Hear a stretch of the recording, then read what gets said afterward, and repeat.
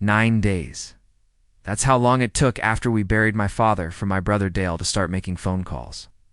9 days of casseroles on the counter and condolence cards in the mailbox, and my wife patting my hand every time I went quiet. And on day 9, Dale called our cousin Renee, who called our Aunt Patrice, who called me. Us. Because that's how information travels in a Southern family, never in a straight line. It's always through 3 people who each added something to it. What Dale was telling people was this: that Dad had always meant to split things evenly, that there must have been some kind of mistake, that I had probably manipulated a sick old man in his final months. I listened to Aunt Patrice read me that back over the phone, then I thanked her for letting me know. Then I hung up and sat in my father's old armchair in the living room of the house I'd grown up in, the house that was, as of 11 days ago, legally mine, and I let myself feel something I hadn't let myself feel since the funeral. Relief, welcome. To Dad's true revenge, I'm glad you're here. Grab something to drink, get comfortable, and understand that the people in these stories are not victims of bad luck. They're victims of their own choices, made freely over many years in front of witnesses. Drop a comment.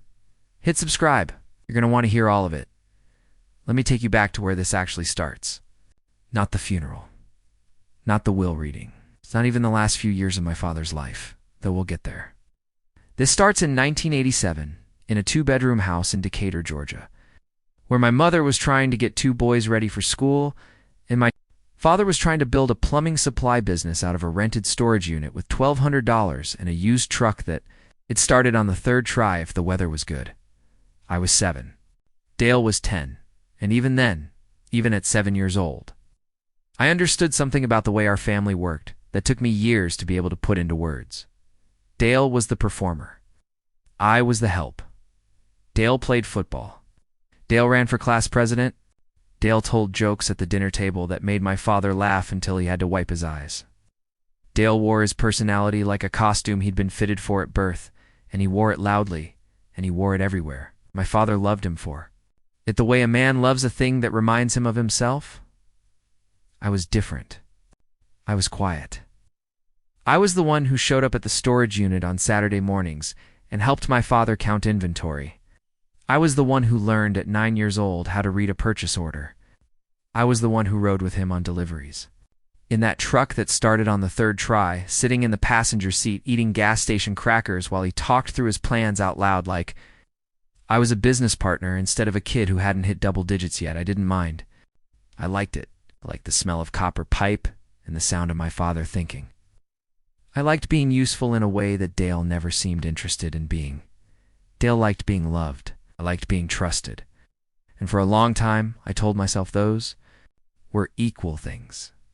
They were not equal things. By the time I was in high school, my father's business had a name, Hargrove Supply Co., a real address, and for employees, and a reputation in the Atlanta metro area for showing up on time and not gouging contractors on emergency orders. My father built it the slow, honest way.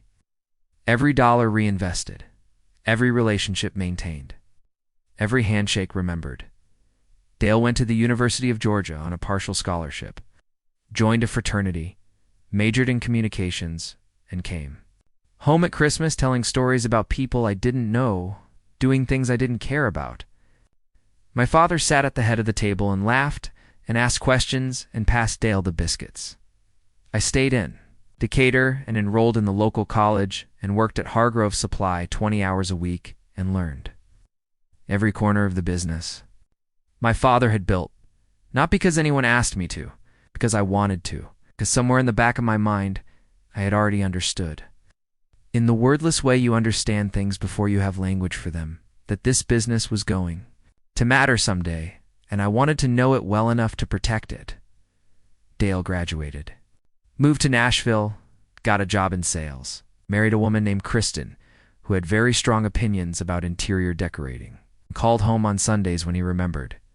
I graduated, went to work for Hargrove Supply full-time, married a woman named Carol who had very strong opinions about fairness and very little patience for pretense, and showed up at my father's house on Sunday mornings to have coffee and talk about the business. This was our life for 20 years. And here is the thing about 20 years of quiet reliability. It doesn't make for good stories at Christmas dinner. It doesn't make people laugh until they have to wipe their eyes. Dale would come home twice a year Thanksgiving, and whenever something good happened to him, and he would fill the room with himself, and my father would light up like a man who had been waiting. And I would sit at the same table I'd sat at my whole life and understand something.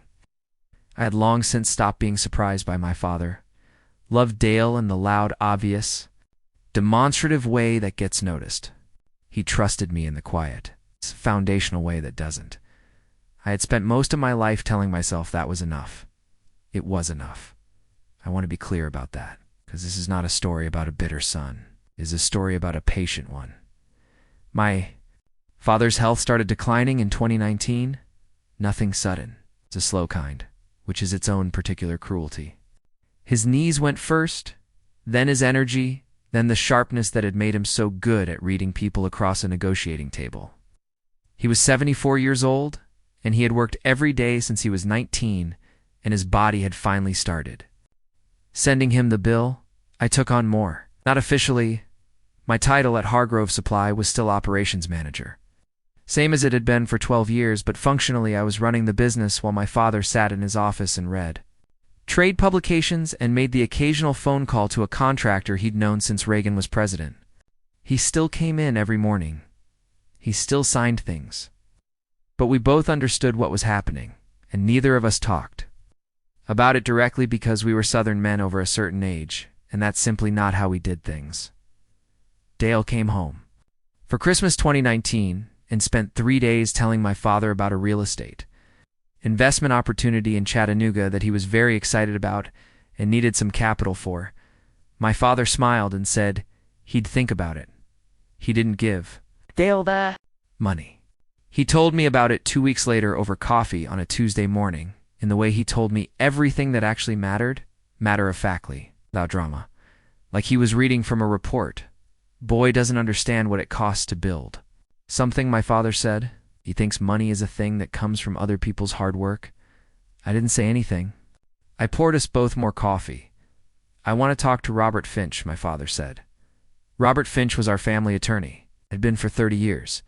I said I'd set it up. I want you there, my father said. Now, Dale. I nodded and didn't ask why, and we talked about a supply chain issue we were having with a PVC vendor for the rest of the morning. I am going to tell you what was in my father's will. Not because I want to brag, not because I need you to think well of me, but because you need to understand what my father decided in full possession of his faculties. After a lifetime of watching both of his sons, in order to understand what came after, Hargrove Supply Co. in its entirety went to me. The house I grew up in went to me. A piece of commercial real estate in Marietta that my father had purchased quietly in 2004 went to me. Dale received a cash sum generous more than fair, the kind of number that most people would be grateful for, and a letter. I never read the letter. That was between my father and my brother. But I know my father wrote it himself, in longhand, which he only did 4 things that mattered, and I know it was several pages long because Robert Finch told me so. And I know that my father was not a cruel man, but he was an honest one. And I suspect that letter said things that needed to be said and had needed to be said for a long time. My father died on a Thursday morning in March. 14 months after that meeting with Robert Finch, he went quietly at home, in the house he had lived in for 40 years. Carol was with me. We had been there most of the week. Dale arrived for hours after my father passed. He walked in, hugged me once, looked around the house like he was taking inventory, and said, "Well, I guess we have a lot to figure out." I told him we did and left it at that. Now I need to tell you about the funeral, because the funeral is where this story turns. My father had a lot of friends. 40 years of honest business in a mid-sized southern city will do that. The funeral home on Covington Highway was full contractors, suppliers, neighbors, men my father had known since before I was born. Standing in the lobby in their good clothes, looking slightly lost the way people look when someone who was a fixed point in their world is suddenly gone. Dale was in his element. I want you to picture this because I think it matters. Dale, at 61 years old, is still the same person he was at the dinner table in 1987. Still performing. Still filling rooms. He moved through that funeral home. Like a man hosting a party, shaking hands, telling stories. Accepting condolences with the gracious suffering of someone who understood that grief.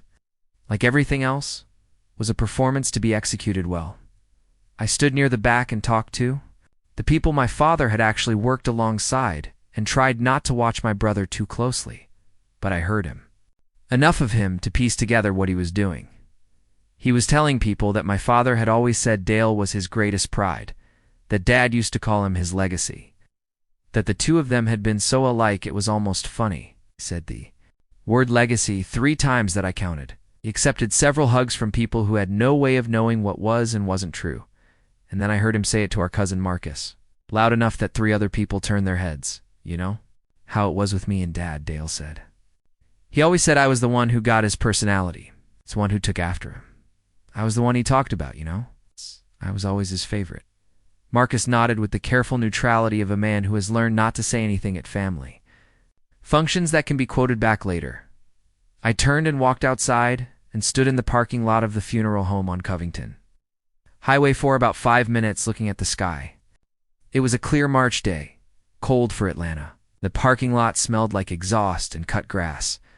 I thought about my father. I thought about 40 years of Saturday mornings and coffee and PVC vendors and a truck that started on the 3rd try. I thought about the word legacy and the 3 times my brother had said it in a room full of people who would go home and repeat it. And then I thought about Robert Finch's office in the afternoon 2 years prior when I had sat next to my father. While he signed his name in the careful, deliberate way he'd signed everything his whole life, and Robert Finch had said, for the record, "Do you understand what you're signing?" And my father had looked up with the clearest eyes I'd seen on him in years and said, "I've never understood anything more clearly in my life." I went back inside and stood next to Carol and got through the rest of the afternoon. The will was read 11 days after the funeral, in Robert Finch's office on a Wednesday morning. Dale came in from Nashville. He sat across from me in a good blazer and had the look of a man who was already planning how to be gracious about an even split. Robert Finch read the will the way he did everything efficiently, without theater, in the measured cadence of a man who had delivered news like this enough times to know that the room does the work, not the reader. Dale was quiet for a long time after. Then he said, "There must be some kind of mistake." Robert Finch told him there was no mistake. Dale looked at me, and the look on his face, I want to be careful how I describe this because I don't take pleasure in it. Not exactly, but I want to be accurate. The look on his face was the look of a man who has been telling a story about himself his entire life and has just, for the first time, heard the other version. "I don't want to fight you on this," I told him. Dad made his decision. He was clear-minded, and he was deliberate, and he had 1.5 years to change it if he wanted to. I didn't change it. Dale didn't say anything. Robert Finch handed him the envelope with the letter in it. I left them there and drove home to the house on the street where I grew up, which was mine now. And I sat in my father's armchair and I called Carol and I told her it was done. She said, "How do you feel?" I thought about it for a moment, about all of it. The storage unit and the delivery truck and the Saturday mornings and 20 years of showing up quietly while someone else took up all the space in the room. Like, Dad knew exactly what he was doing, I said. The whole time, she was quiet for a moment. Then she said, "He did, baby. He really did." Dale spent 2 weeks making calls, trying to find an angle, a challenge, an argument that would hold up somewhere.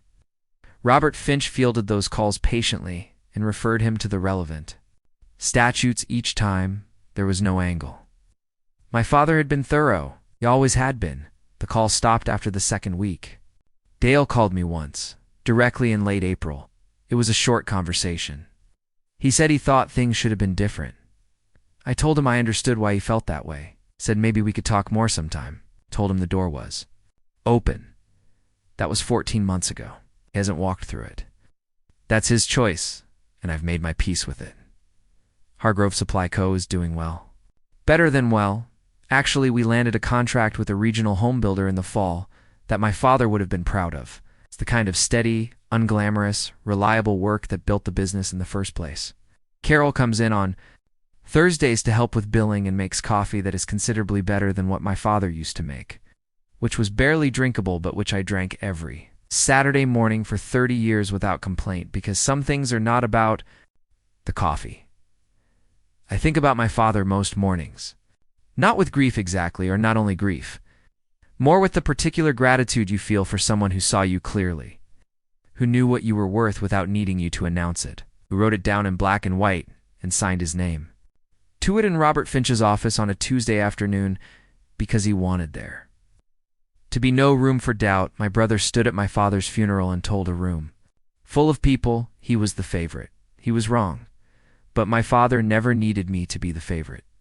He needed me to be the foundation, and foundations don't get applauded. They just hold everything up quietly for as long as they're needed. I was my father's foundation for 30 years. He made sure I knew it. That was enough. It was always enough. If this story meant something to you, hit that like button and subscribe to Dad's True Revenge. Every story here is about families, choices, and the long game that quiet people play. Come be part of this community. We're glad to have you.